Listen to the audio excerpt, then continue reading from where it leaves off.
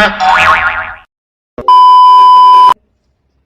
semuanya, bersama saya Nadia Cayaningsi. Di podcast kali ini dengan rekan saya Dini Utami. Kami adalah mahasiswa dari kampus UIN Raden Masa X Surakarta, Fakultas Ekonomi Bisnis Islam, Prodi Perbankan Syariah. Oh iya, di sini kan kita mau buat podcast nih, Dini. Kira-kira tema apa sih yang mau kita bawa biar penonton pada tahu nih? Wah, nah judul dari podcast kita kali ini pastinya bagus banget dong. Gimana kalau kita sebutin bareng-bareng? Boleh tuh, kita hitung mundur ya. Oke. 3, 2, 1. Descartes dan Da Vinci. Nah, itu dia tema kita kali ini, teman-teman. Yap, bener banget. Tapi nanti untuk tema Da Vinci akan dilanjut rekan kita di part selanjutnya. Oke, keburu teman-teman pada lama nunggu nih ya. Mending kita mulai aja kali ya. Jadi, sebelum ke isi pembahasan, di sini saya bakal jelasin sedikit latar belakang dari tokoh Descartes. René Descartes lahir pada tanggal 31 Maret 1596 di Le Havre, Prancis. Ia merupakan seorang filsuf, ilmuwan, dan matematikawan yang sangat berpengaruh dalam perkembangan pemikiran Barat. Descartes berasal dari keluarga kaya dan terpandang. Ayahnya seorang hakim parlemen di Britania. Sebagai seorang filsuf, Descartes terkenal dalam konsep cogito ergo sum, atau aku berpikir maka aku ada, yang menegaskan bahwa keberadaan manusia ditentukan oleh kemampuan berpikir. Melalui konsep ini, Descartes menentang dogma-dogma yang selama ini diterima begitu saja dan mendorong manusia mempertanyakan segala sesuatu secara kritis. Dalam perjalanan kehidupan seorang Descartes juga diwarnai dalam banyak persaingan dengan masalah-masalah religius pada masa itu. Ia menghabiskan sebagian besar hidupnya di negara-negara Eropa untuk menghindari konflik dengan gereja. Akhirnya Descartes wafat di Swedia pada tahun 1950 setelah diundang oleh Ratu Christina untuk menjadi pengajar di istana kerajaan. Nah, betul banget. Dari penjelasan Dini tadi kan, Descartes merupakan seorang filsuf. Mungkin bisa dijelaskan kontribusi Descartes di bidang filsafat? Oke, di sini aku akan menjelaskan mengenai kontribusi Descartes dalam bidang filsafat. Salah satu pemikiran paling terkenal Descartes adalah tentang konsep dualisme jiwa dan raga. Ia percaya bahwa manusia terdiri dari dua substansi yang berbeda, yaitu pemikiran dan materi. Menurut Descartes, pemikiran adalah substansi yang bersifat non-material, tidak dapat dibagi dan tidak dapat pula diukur secara fisik. Dan raga adalah substansi yang material yang dapat diukur, dibagi, dan dimanipulasi secara fisik. Raga tunduk pada hukum-hukum alam. Meskipun jiwa dan raga berbeda, Descartes percaya bahwa keduanya saling berinteraksi, terutama pada kelenjar pineal di otak. Tapi kontribusi beliau gak hanya itu aja, Din. Selain filsafat, Descartes juga memberikan kontribusi yang signifikan dalam bidang matematika. Ia mengembangkan konsep geometri analitik yang menghubungkan aljabar dan geometri. Descartes memperkenalkan sistem koordinat Kartesian yang memungkinkan representasi titik, garis, kurva dalam sistem koordinat. Ia juga mengembangkan metode untuk mempresentasikan bentuk-bentuk geometris dengan menggunakan persamaan matematika. Kontribusi Descartes dalam matematika memiliki aplikasi praktis dalam bidang sains, teknik, dan teknologi.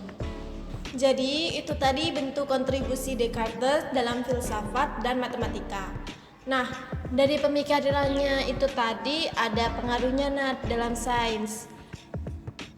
Pemikiran Descartes memiliki pengaruh yang luas dalam perkembangan sains modern. Ia dianggap sebagai salah satu tokoh penting dalam revolusi ilmiah yang terjadi pada abad ke-17.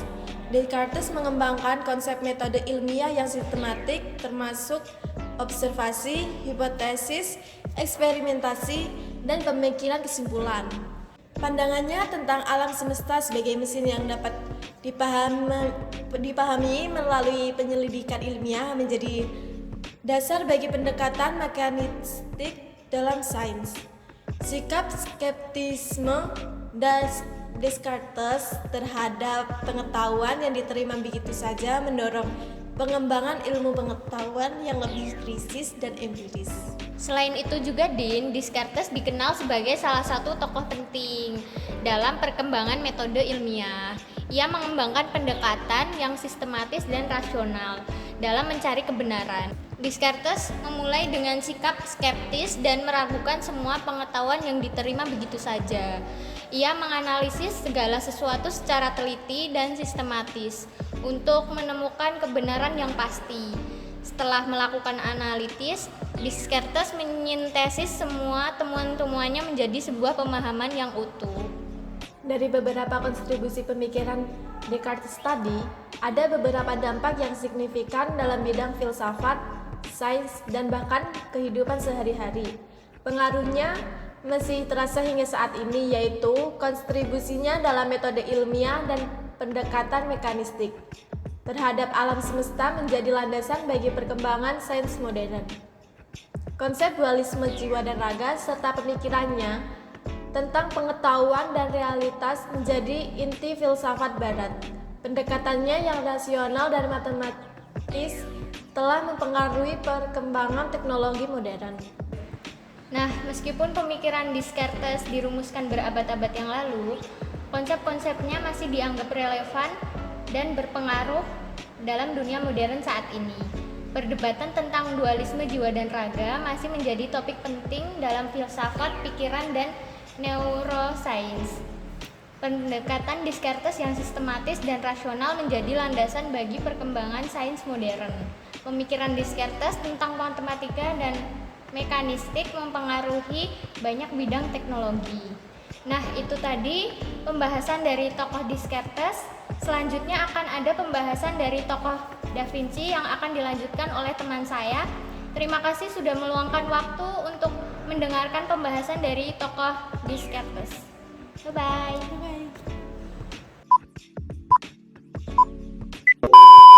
Hai guys, kembali lagi di podcast kami, tentunya dengan orang yang berbeda. Saya sendirian, Fani Nurhazali. Saya Najwa Tibi Ramadhani. Di sini kita akan membawakan materi yang berbeda nih dari teman kita. Kalau teman kita tadi sudah membawakan tokoh Descartes, tentunya kami akan membawakan materi yang berbeda dari teman kita. Kalau kalian penasaran dengan videonya, jangan lupa tonton videonya ya. Jadi di sini kita mau ngobrol nih, ngomongin seorang yang sangat berpengaruh di dunia ini.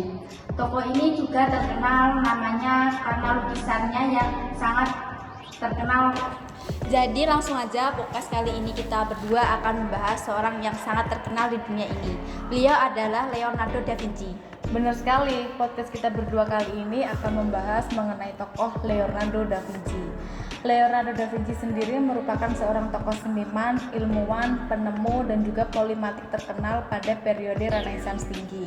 Da Vinci sendiri lahir pada tanggal 15 April 1452 di Anciano, berdekatan dengan Vinci, Republika Florence, Italia.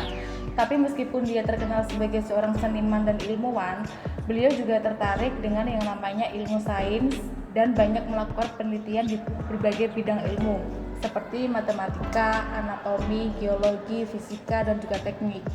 Benar sekali, ngomongin soal seniman, beliau terkenal lukisannya seperti lukisan Mona Lisa yang dilukis pada tahun 1503, Les Super yang dilukis pada 1495, dan penemuannya terakhir desain mesin terbang dan helikopter. Nah, ngomongin tokoh beliau nih Mel, jadi beliau ini punya pemikiran terhadap ilmu sains. Jadi pemikiran beliau terhadap ilmu sains ini dapat dilihat melalui karya-karyanya. Misalnya dalam penelitiannya tentang anatomi manusia, Da Vinci ini melakukan pemotretan sedetail mungkin terhadap organ tubuh manusia. Dia juga mempelajari sistem sirkulasi darah dan menganalisis struktur otot dan juga tulang. Penelitiannya ini sangatlah mendalam dan mengalami perkembangan ilmu anatomi modern. Tapi pemikiran beliau tidak cuma itu saja, Mal. Beliau juga melibatkan pengamatan fenomena dan penjelajahan alam. Dia juga mempelajari fenomena geologi seperti bentuk bumi, pergerakan air, dan pengaruh air terhadap lanskap. Selain itu juga mempelajari fenomena fisika seperti cahaya dan perspektif yang kemudian menjadi landasan untuk berkembangnya ilmu optik dan ilmu pengetahuan. Tapi nggak hanya itu, Mel, dampak pemikiran Da Vinci terhadap ilmu sains. Ada juga nih yang namanya metode ilmiah. Ini merupakan salah satu sumbangan terbesar Da Vinci dalam ilmu sains. Ia juga mendorong pengamatan langsung dan metode eksperimental dalam meneliti. Sistematis pendekatannya, Da Vinci ini menggabungkan analisis dan pemodelan untuk memperoleh hasil yang jelas, tentunya juga hasil yang akurat.